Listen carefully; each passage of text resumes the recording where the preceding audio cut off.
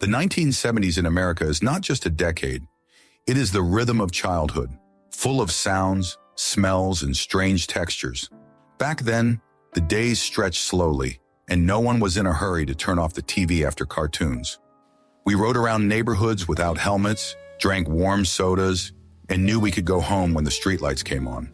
Sometimes the smell of an old rug or the sound of a Coke in a glass bottle can suddenly bring back a whole world, one that no longer exists. A world of long summer days, plastic lunch boxes, and warm water from the garden hose. Things were simpler, but no poorer for the experience. These memories are stored not in photo albums, but somewhere deeper, in fingers that know the rough texture of a sharpener, in knees that remember the gravel after a fall from a bicycle. And how many of those forgotten moments still live somewhere in you? It was an era when everything was a little peeling, bright, and truly alive.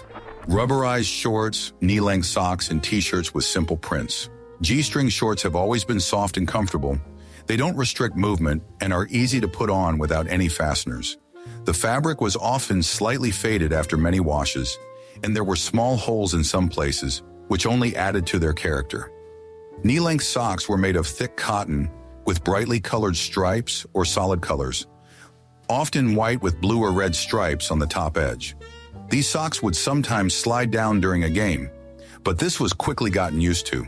The jerseys were simple, no frills, minimal prints like stripes, stars, or lettering, often faded and worn. The combination of shorts, golf shorts, and t-shirt was perfect for summer days when I wanted to run, jump, and climb trees. The fit was skin tight against my body, soaked with the smell of sweat and summer sun. Sometimes there were grass and dirt stains on the t-shirts and sand and dust marks on the shorts. The socks protected my legs from scratches and mosquito bites, although they were often home to ants.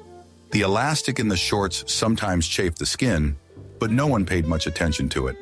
These simple things created an image of carefree childhood, when clothes were tools of freedom and movement. In summer, these sets were hardly ever taken off, only for sleeping or bathing.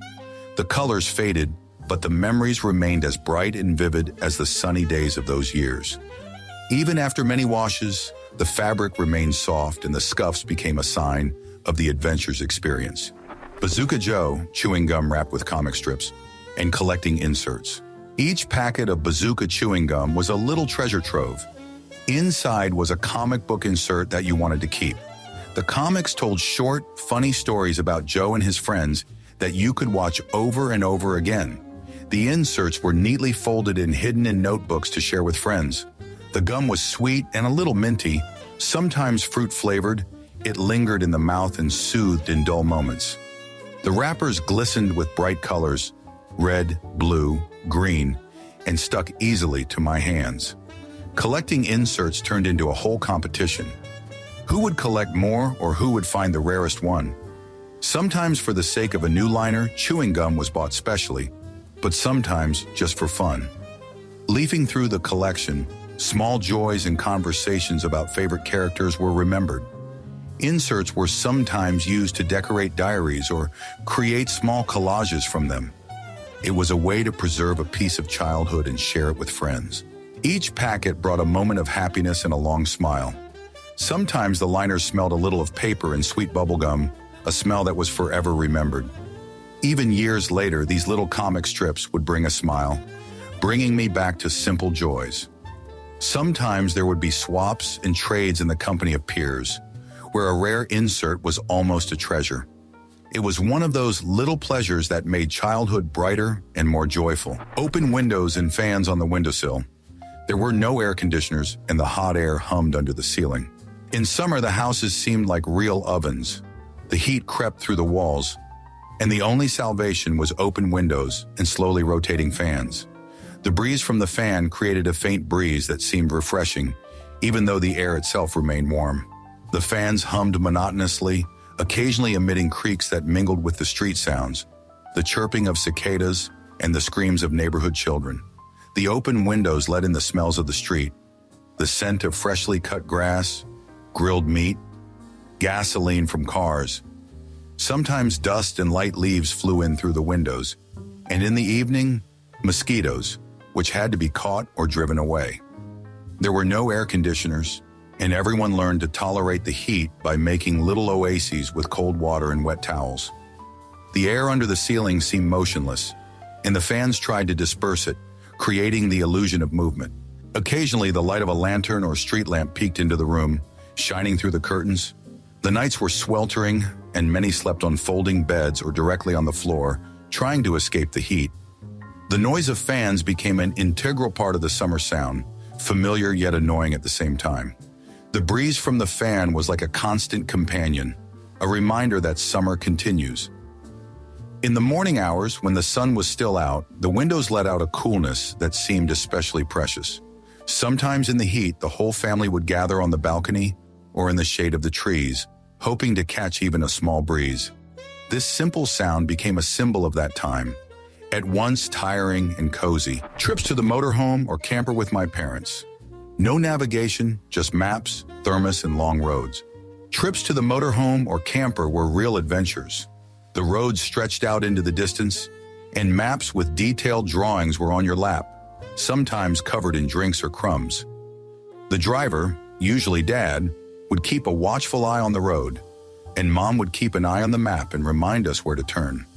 There was always hot or cold water in the thermos, and sometimes sweet tea or coffee.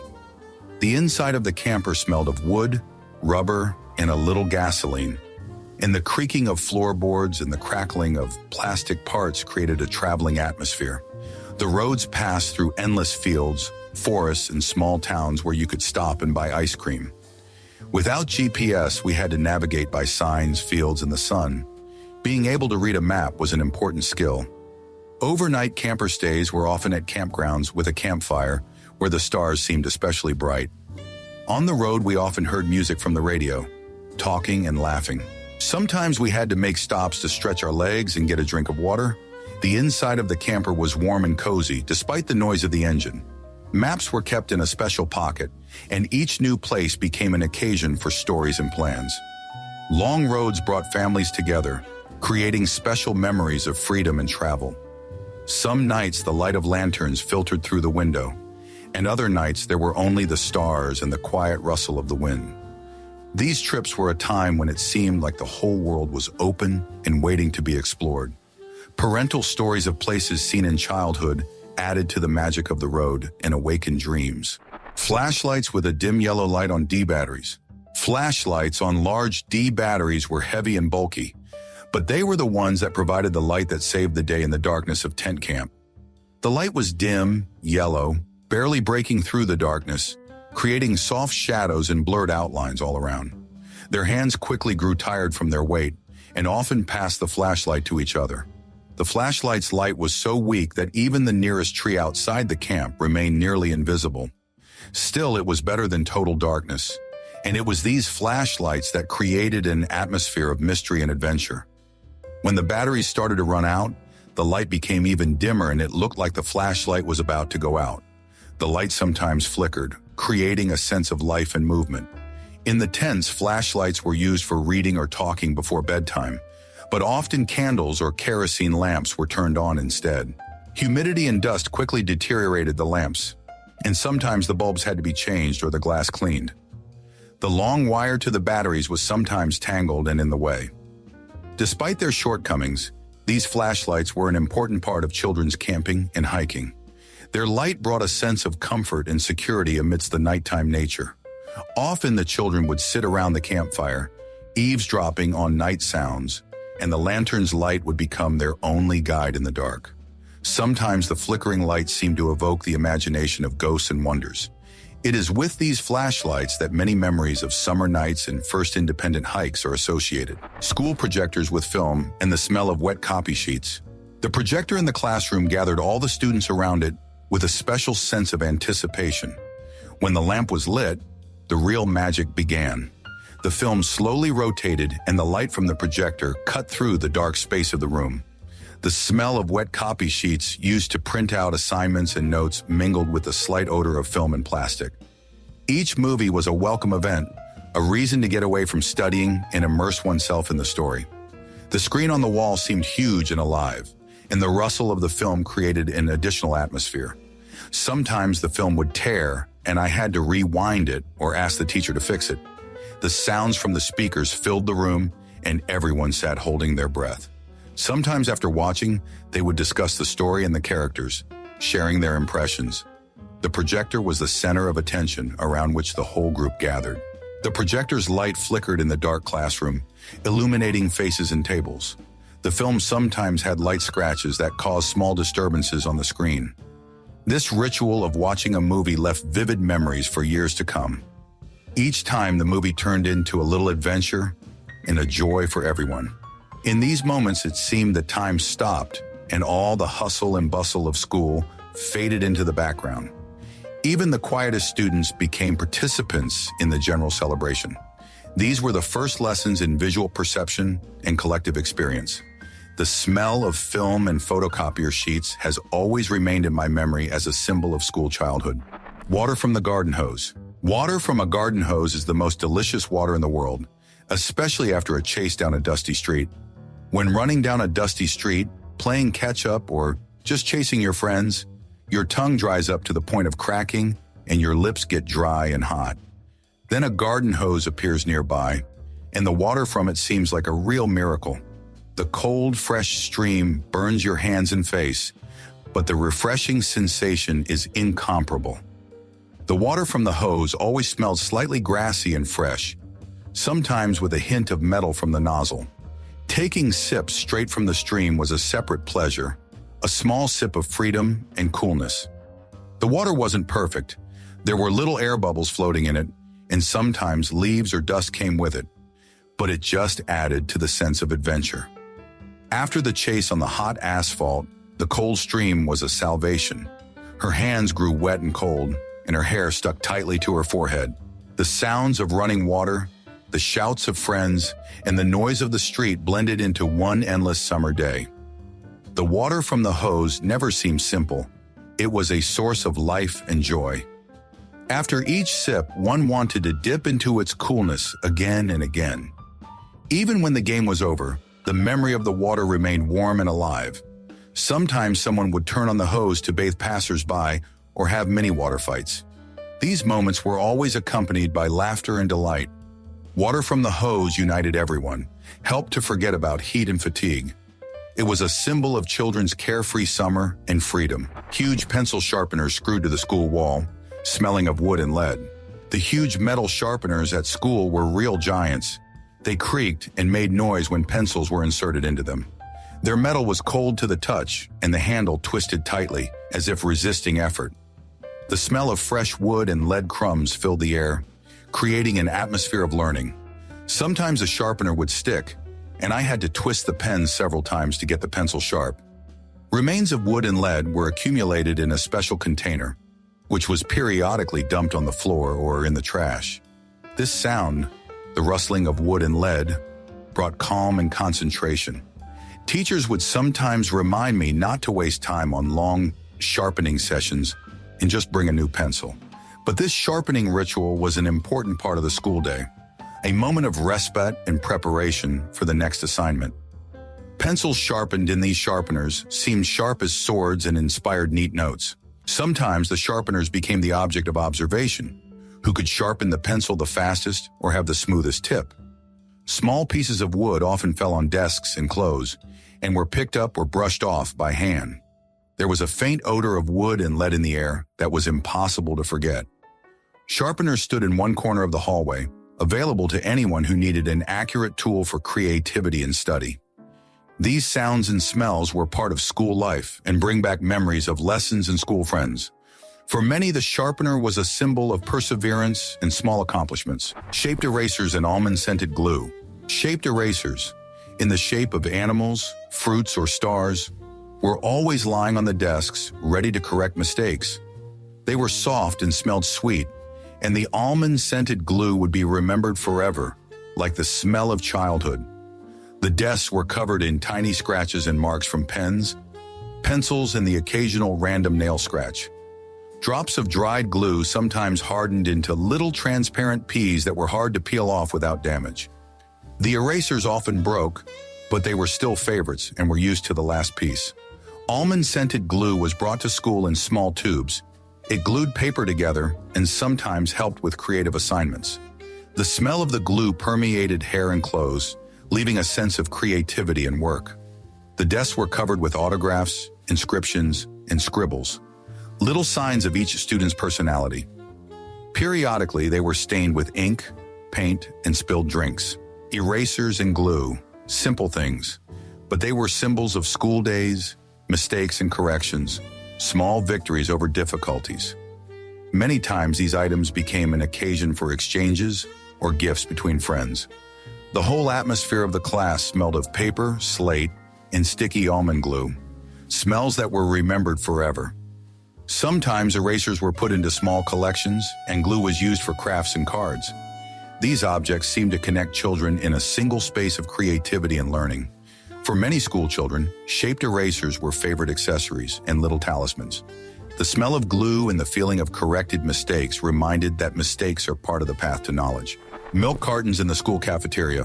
Milk cartons were small square boxes with heavy paper wrapping that wriggled a little from the heat.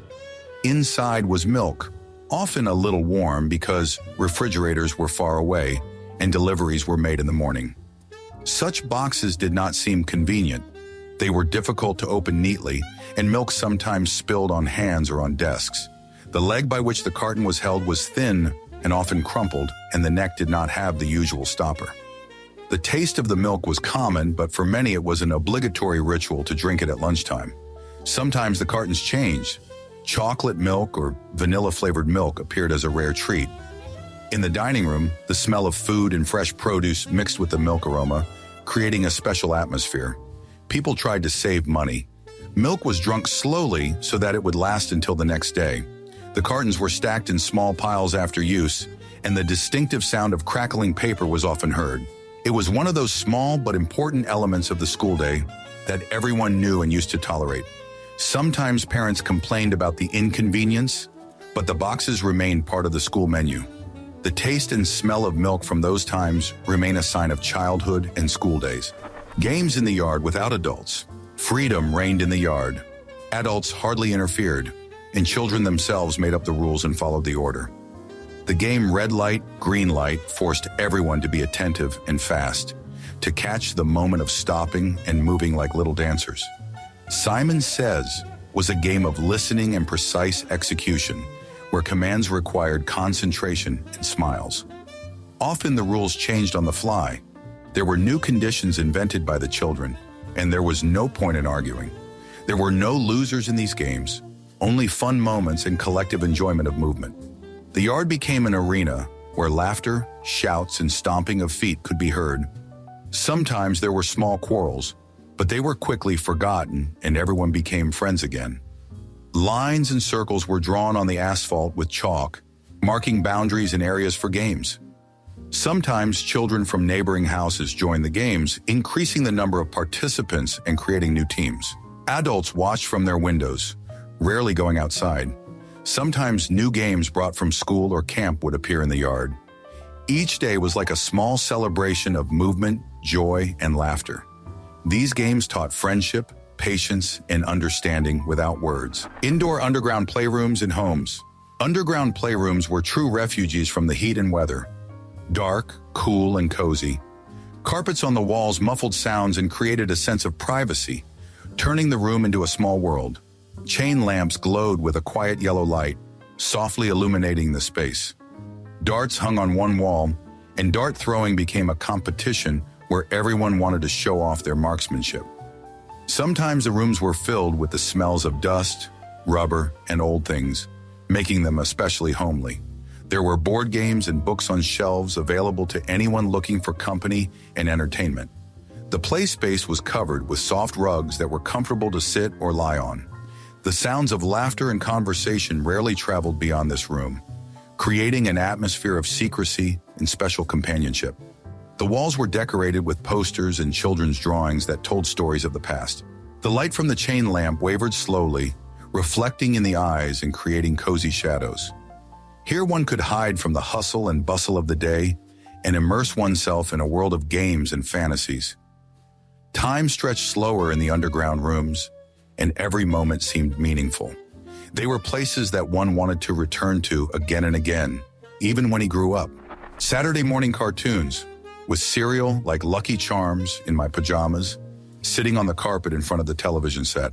The TV took up the entire spotlight, and the white noise in the background slowly gave way to the voices of cartoon characters. The box of Lucky Charms cereal was almost magical. The colorful marshmallow shapes seemed like little treasures, each time different in taste and shape. The pajamas were loose and soft, a little wrinkled from a night's sleep, and the rug they sat on absorbed the sounds of footsteps and rustles, making everything around them cozier. The commercials promised new toys that I wanted to look for in the nearest stores, and the program was delayed so that I could have time to take a couple more sips of milk. The cartoons were simple but bright, with rich colors and funny characters that stayed in the memory for the whole week. Sometimes the house cat would come to the screen, spreading out at my feet and purring, as if realizing that this was a special time. The room smelled of morning sunshine and freshness, even though it was still dawn outside the window. The flakes would occasionally hit the carpet, and it was part of the ritual to catch them with my tongue when Mom turned away. Each episode made dreams of adventure, and the noise of the street of adults walking seemed distant and unimportant. It was a world where time slowed down and everything seemed possible, and Saturday mornings were a separate little universe. At such moments, it seemed that the whole day would be filled with lightness and joy, and nothing could break this fairy tale. The light from the television softly illuminated my face, making me forget about everyday worries. These mornings were a real escape and a small celebration every week. Riding helmetless on a bike with brightly colored ribbons on the handlebars. A Schwinn with a banana seat, speedometer, and a horn. The Schwinn was a dream, a true king of the streets and yards. The banana seat was pleasantly springy, warm in the sun, and the brightly colored plastic ribbons fluttered in the wind like banners of freedom. The speedometer showed numbers that seemed unbelievable, like you could rush 1,000 miles in an hour. The horn of a bicycle could warn passers-by or simply add excitement to a race with friends. Helmets were hardly used and no one thought about safety. Falls and abrasions were part of the game. Riding on sidewalks, broken roads, and vacant lots turned into little adventures where every turn revealed new secrets of the neighborhood. The wheels sometimes got stuck in the sand or small gravel, and the impact with the ground raised dust that settled on my clothes and face. There were times when I had to jump curbs, and my heart sank with adrenaline. The bike became an extension of the body, and the ride lasted until sunset, when my legs were already sore and my breathing was heavy. The street buzzed with talk and laughter, and the brightly colored ribbons as a symbol of summer days that seemed endless. Sometimes the races would end in friendly arguments, but the next day everyone would get back on their bikes. Bicycle rides opened up a whole world where the rules were set by the children themselves. The wind in the face and the smell of asphalt remained in my memory as something special. Summer days in the yard until sunset. The backyard was a vast area for exploration and play, where every bush and every corner held its secrets. Rusty swings creaked and swayed in the wind, making sounds that became the soundtrack to summer. Children gathered in groups, making up their own rules and stories. Sometimes battles, sometimes rescues, sometimes just crazy races. No one was in a hurry to get home. The sun was slowly sinking toward the horizon, and the light was getting softer and warmer. The dust underfoot rose into the air with each step, and the smell of grass and hot earth filled the lungs. Improvised objects often appeared in the games. Branches, stones, pieces of rags turned into swords, shields, and crowns. The voices were loud and joyful, echoing in the windows of the houses. No one thought of clocks or plans. Time seemed stretched and endless. The shade trees hid from the scorching sun, and old bicycles and balls were spinning on the playground. Shouts and laughter were intertwined with the sound of the wind and the chirping of birds, creating an atmosphere of freedom. By late afternoon, my skin was covered in dust, and my legs were tired, but no one wanted the day to end. A sense of adventure hung in the air, like tomorrow would be a new day with new games. Sometimes adults would look out of the windows, smiling and remembering their childhood years. Every shadow and sound seemed to be part of a big mystery that they wanted to solve. Sodas in glass bottles and lever machines, 25 cents for an ice-cold Coke or orange knee-high. Glass soda bottles were heavy and cold in the hand, with classic labels that were instantly recognizable. Vending machines stood on the streets and outside stores, offering bubbly and cold, especially on hot summer days. The lever on the machine was enough to hear the bottle clink and feel the coolness of the drink through the glass. Opening the bottle was a ritual. The sound of the cap snapping shut was forever etched in my memory. Each sip was refreshing and energizing. The bubbly soda tickled my tongue and made me smile. Knee-high urine, with its bright orange color and sweet taste, was a favorite, next to classic cola and other fruity flavors. Sometimes the bottle was hidden in an ice bucket to prolong the chill sensation. The flavor and the sensation of gas created a unique holiday feeling. On the street, you could meet friends who also bought drinks and sit together on the curb discussing plans. The vending machines worked simply and reliably, requiring no cards or passwords, just coins. The price was symbolic, $0.25, but seemed like a real treasure to a child. Sometimes the bottles were accidentally dropped, and the sound of breaking glass became an unsettling moment. But more often than not, these moments remained small joys. The ringing of the opening and the sweet coolness. Metal lunchboxes with TV series characters. Lunchboxes with images of cartoon and TV series characters were a source of pride and a welcome accessory for school.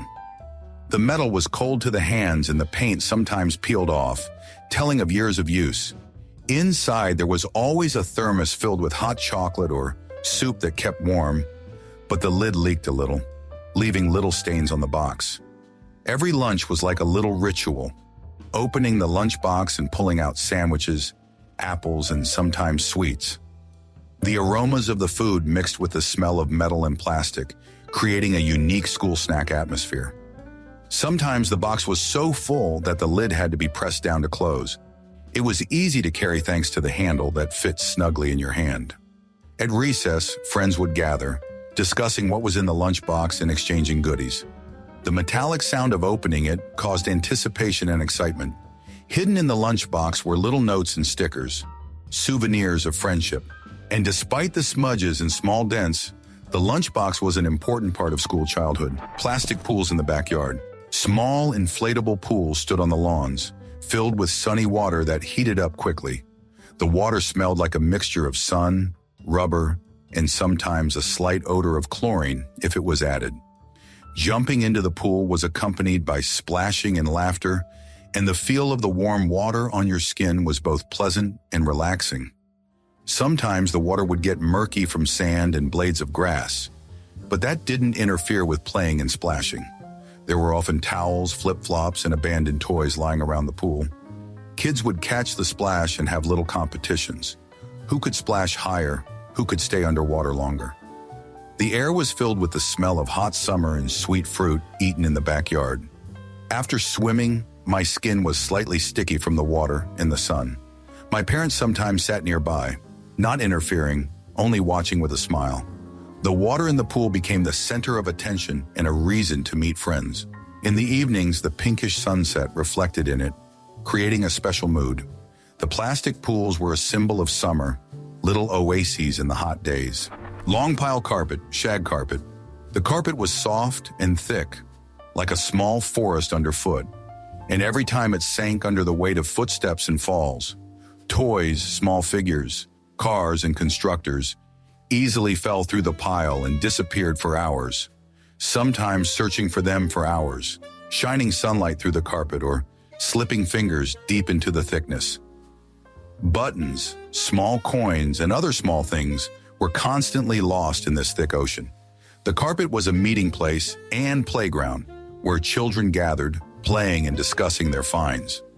Footsteps on it were muffled, which added to the coziness and created a special atmosphere in the room. The softness of the rug attracted to resting, reading books, and playing quietly.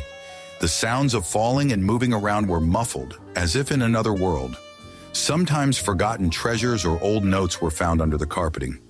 Dust and wool hid deep in the pile, which added to the room's smell of childhood. The carpeting was a living canvas on which everyday scenes and little adventures played out.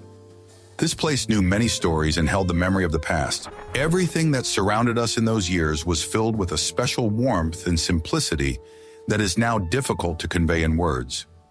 Every detail, from a worn-out school desk to the aroma of fresh cookies, was folded into a living world that has remained in our memories forever. Those things were part of everyday life, small joys and pieces of an entire era. To remember those moments is to touch something real and cozy, something that cannot be brought back or reproduced. Back then, the lack of internet or smartphones didn't seem like a problem, but an invitation to live communication in real time with loved ones. If these images are familiar to you, then you're not alone. Here on our channel, we collect stories that live in the hearts of those who remember these times. Subscribe to keep these memories alive together, and don't miss out on new dives into the atmosphere of the past.